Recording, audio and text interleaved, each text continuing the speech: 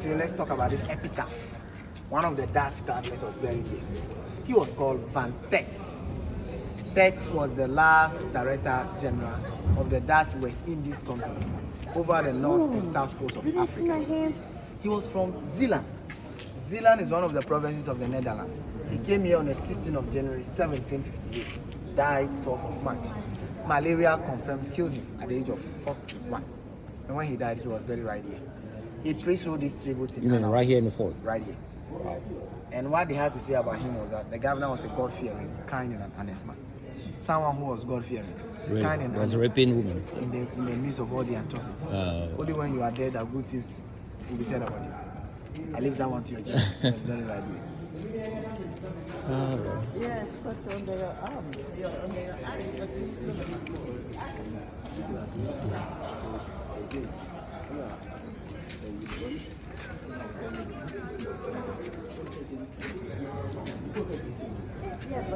So as we walk through the dungeons, we ought to do it in everlasting memory of the anguish of our ancestors. They are saying that may those who died rest in peace. May those who return be able to trace and find their roots. May humanity never be allowed to perpetrate such an injustice against humanity. And as we are living, this is a mission statement to us that we will uphold everything that happened. This was put here in the year 1992 during the first Pan-African Historical Theatre Festival, PANAFEST, by the National Art of Chiefs in Ghana. People in the diaspora came together to unveil this, a mission statement in the honor of the slave trade. Now right beside us are two cells of prison. This one with the skull and crossbow is the African cell. And this one with the iron gate here is the European cell. So why do we call one cell African cell and the other European cell? We'll enter each of them and tell the story. Let's start with this one.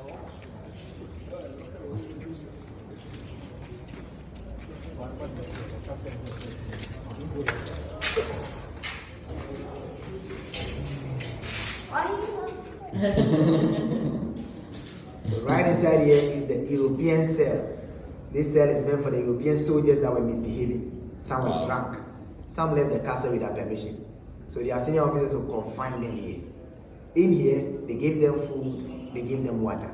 2 windows, giving the soldier in here enough ventilation. And this door is original, all airy for some few hours. Just some few hours, they release that soldier. We want to compare the condition of this cell to the African cell.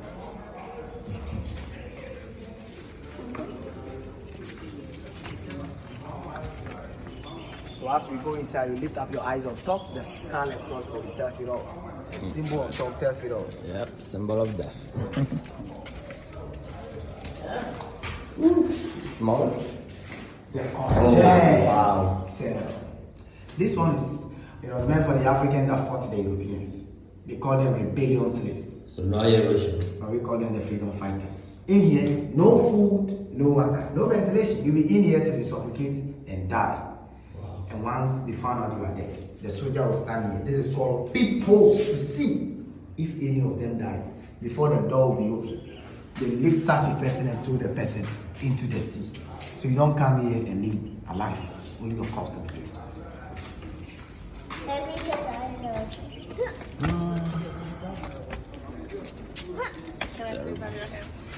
So, from 1619, when the first slave ships left the shores of Gold Coast to Maryland, Virginia, to 2019, 400 years later, Ghana was the hub of the slave trade. We had a program here called the Year of Return, where we call on our brothers and sisters in the diaspora to come. So during that Year of Return, this was put here by the African Genesis Institute. We are the children of those who refuse to die. Despite all the suffering, despite all the agony, they melted out on our people. We still have our brothers and sisters today scattered all across the world. They are the children of those who refuse to die. Now we want to climax to see where the governor resides. So in the midst of all the atrocities, they were living in last upstairs. So let's see where the governor and other officials reside. Yeah, let me hold your hand.